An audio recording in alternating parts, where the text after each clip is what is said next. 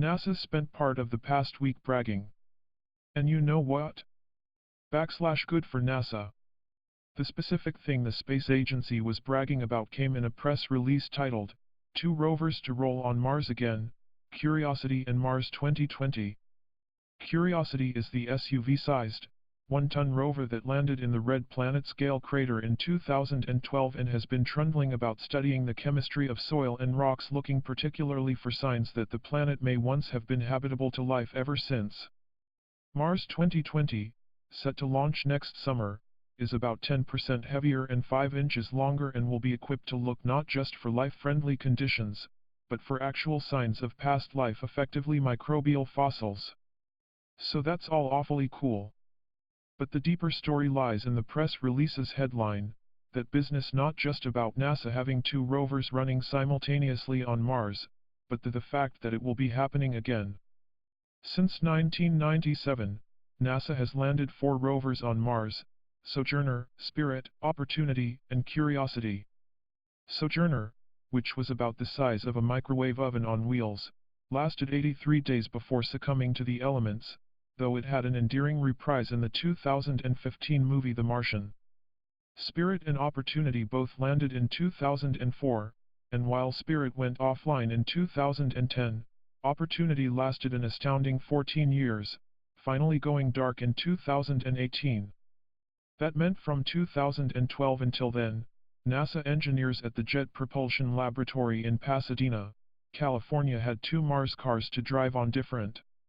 There is anthropocentric vanity in our eternal insistence that Earth is the only known populated world in the solar system and in the universe for all we know.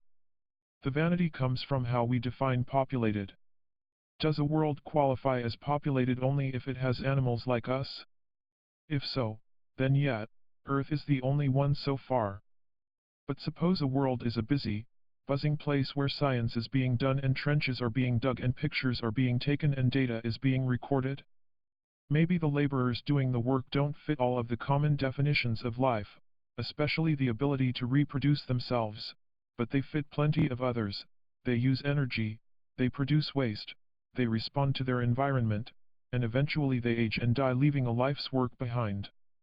And since those sort of alive beings were built and designed by very much alive, very much sentient beings, specifically us, they carry our intellectual if not actual DNA with them. They are our scouts, our emissaries, and thus populate the worlds they visit in the truest sense. There are currently 14 spacecraft in Martian orbit, 6 of which are active, and there are another 15 on the planet's surface, 2 of which are still operating. All that hardware isn't just a collection of machines, it's nothing short of infrastructure.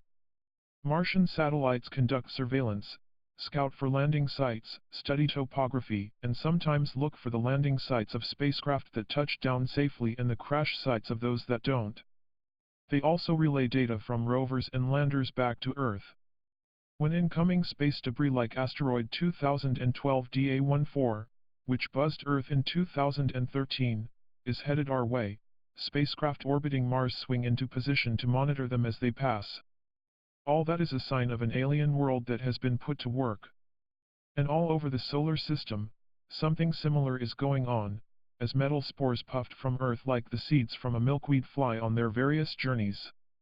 Some are orbiting other worlds, some have long since landed and died on other worlds, some continue to fly on an ever outward trajectory. Voyager 1, Voyager 2, New Horizons, heading eventually for interstellar space.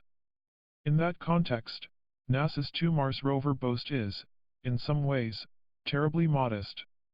The U.SS space program, along with those of Russia, India, China, Europe, and Japan, are expanding humanity's reach throughout our entire star system. Humans are still, for the moment, physically earthbound, but never think that means the species is earthbound. Our greatest power is that of our minds. Those minds are building machines that carry our ingenuity, our curiosity, and in a sense, our very consciousness through the cosmos. We are an extraterrestrial species without even leaving home.